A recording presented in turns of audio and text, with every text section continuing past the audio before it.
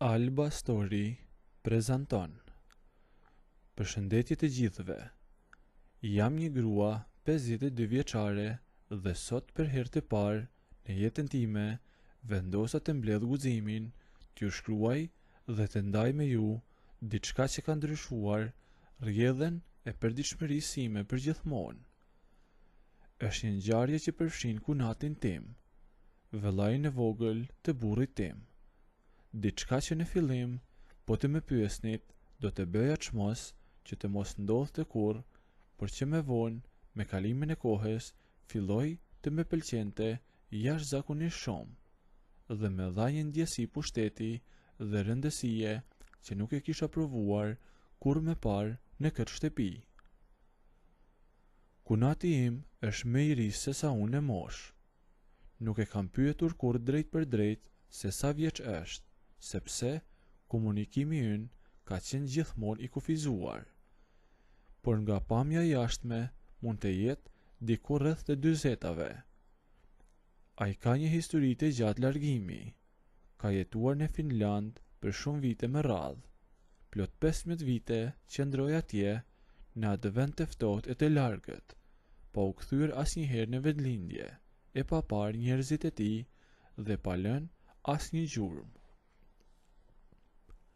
Gjatë kësaj kohe të gjatë që ai ishte në emigrim, shtëpia e madhe e përbashkët që kishim dikur në fshat u vjetrua dhe u shëm plotësisht nga mospërdorimi.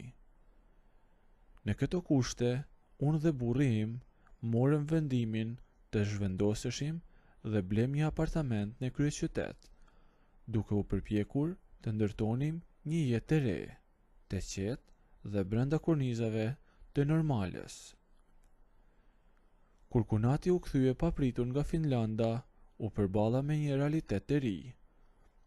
Ai nuk kishte më asnjë pronë të tijen, asnjë vend se ku mund të qëndronte apo të fuste kokën në ato ditë të para të rikthimit. Burri im, si vëllau i madh që është, pa zgjatur fare dhe pa një zemërgjërsi të pastër familjare, vendosi ta merrte që të banonte së bashku me ne në apartamentin ton. Ai e bëri këtë veprim me mendje të fjetur, duke mos pyetur fare dhe duke mos shkuar as në cepin më të largët të imagjinatës se çfarë marrëveshje të fshehtë dhe çfarë ndikimi të madh do të ushtronte kunati mbi mua brenda atyre 4 mureve. Apartamenti jonë në qytet nuk është dhe aq i madh. Hapësira është e kufizuar dhe dhomat janë të ngushta, duke qenë se ne nuk kishim dhoma të lira për mes, kunatit ju dështe të sistemohej dhe të flinte në sallon, mbi njërin prej divaneve të mëdha. Kjo gjë ndryshoi tërësisht rutinën time të përditshme, e sidomos atë të natës. Unë prej vitesh isha mësuar që të zgjohesha nga gjumi në mes të natës dhe ashtu siç isha, pa u menduar gjatë, dilja në sallon për të pirë një gotë ujë apo thjesht për të qëndruar në qetësi. Mirëpo që nga dita kur ai erdhi, me duhej të bëja jashtëzakonisht shumë kujdes. Atmosfera në shtëpi nuk ishte më si përpara. Edhe pse ai në të vërtetë ishte vëllau i burrit tim, për mua ishte bërë si një njeri krejtësisht i huaj. Kishte kaluar një dekadë gjysmë pa e parë, dhe gjatë atyre viteve në veri, ai kishte ndryshuar jashtëmase. Ishte kthyer si një burr misterioz, i mbyllur në vete, që fliste pak, por të vështronte shumë thellë.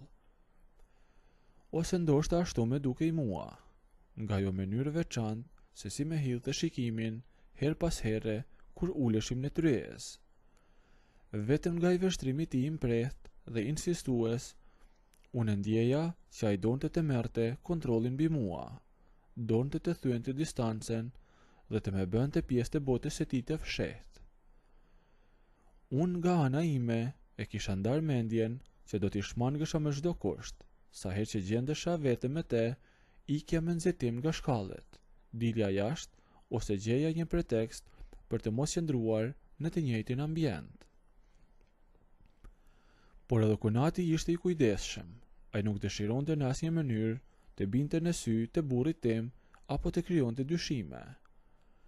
Ditët e para, sa herë që burri im dilte nga shtëpia për të mbaruar punët e tij, dilte edhe Kunati me një herë pas tij, që gjërat të dukeshin normale dhe të mos linte përshtypjen se po kërkonte pranin time. Edhe nëse qellonte qaj të qëndronte brenda, ikja unë me një herë. Të dy bëm çfarë ishte e mundur që të mos mbeteshim asnjëherë vetëm në shtëpi, por as që më shkonte mendja se ai do të gjente momentin e tij të triumfit pikërisht atëherë kur burri im ishte në gjumë të thellë. Një natë pasi ora shkoi rreth 11 e darkës, fikëm dritat dhe shkuam të gjithë për të fjetur. Burri im ra në dhomën tonë, ndërsa Kunati u sistemua si gjithmonë aty në sallon. Atë natë, mua nuk po më zinte gjumi në asnjë mënyrë. Rrotullohesha në krevat dhe mendja më rrinte e fiksuar vetëm tek një gjë, të një çantë vogël dore për lëkurët e errët që Kunati e kishte sjell me vete nga Finlanda. Ajo çantë ishte kthyer në një mister të vërtet për mua. Ai nuk e hiqte kurrë nga duart gjatë ditës dhe madje edhe kur shtrihej për të fjetur, e mbante gjithmonë pranë këmbëve të tij, në fund të divanit, sikur ruante ndonjë thesar të madh. Burri im e kishte treguar dikur se Kunati kishte pasur një histori të komplikuar dashurie me një grua atje në Finland, dhe unë, e shtyr nga një kuriozitet i madh femëror, mendoja se brenda asaj çante ai mbante ndonjë fotografi të fshehtë të saj, apo ndonjë ditar më sekret që nuk donte ta dinte askush. Ky mendim u bë aq i fortë, saqë nuk po duroja dot më. Unë ngrita nga shtrati shumë ngadalë, me zemrën që më rrihte fort, fillova të esja në majt e gishtave nëpër korridorin e errët, duke pasur kujdes që të mos bëja asnjë zhurmë që mund ta zgjonte atë. Qëllimi im i vetëm ishte të merrja atë çantë për pak sekonda dhe të zbuloja se çfarë fshihej brenda saj. Arrita në sallon, drita hënës hynte paksa nga dritarja. Kunati dukej se ishte në gjumë të thellë, u zgjata me kujdes të madh drejt fundit të divanit, e kapa çantën me majat e gishtave dhe hapa zinxhirin jashtëzakonisht ngadalë. Ma mbush një gotë ujë, doli papritur, zëri i tij i plot dhe i qetë i Kunatit. Unë u shtan nga në vend. Dhoma ishte zhytur në hije të rënd dhe unë, nga friga e madhe, u struka me një herë poshtë pranë divanit, duke shpresuar me gjithë shpirt që ai thjesht po fliste në gjumë apo po shihte ndonjë ëndër. Kisha një turp të jashtëzakonshëm, nuk do t'ja falja kur vetes, nëse ai do me kapte mat duke kontrolluar çantën e tij në mes të natës. Ula në gjonjë dhe ula kokën poshtë. Por Kunati nuk ishte në gjumë. Ajo ngrit në këmbë ngadalë pa asnjë nxitim dhe u ofrua drejt meje, ku unë qëndroja e ulur në dysheme. Ai e mori çantën nga duart e mia, e hapi plotësisht dhe nxori prej andej 2 tuba të mëdhenj të mbushur plot me para. Me prerje të larta që shkëlqenin në dritën e pakët të sallonit. Njëra prej këtyre bëhet plotësisht e jotja, nëse ti pranon një bashkëpunim dhe të bësh një sekret bashkë me mua. Me përshpëriti mua duke me thënë kështu Kunati me një zë plot autoritet dhe pushtet absolut. Mua nga që me vinte një turp i madh që me zuri aty dhe nuk mund të nxirrja asnjë fjalë nga goja. Kjo heshtja ime e gjatë dhe pamundësia për të reaguar, Kunati e mori si unë ta kisha miratuar atë çfarë tha ai. Ai mendonte se isha dakord, dhe Kunati me mori me vendosmëri nga dora, me ngriti dhe me uli mbi divan.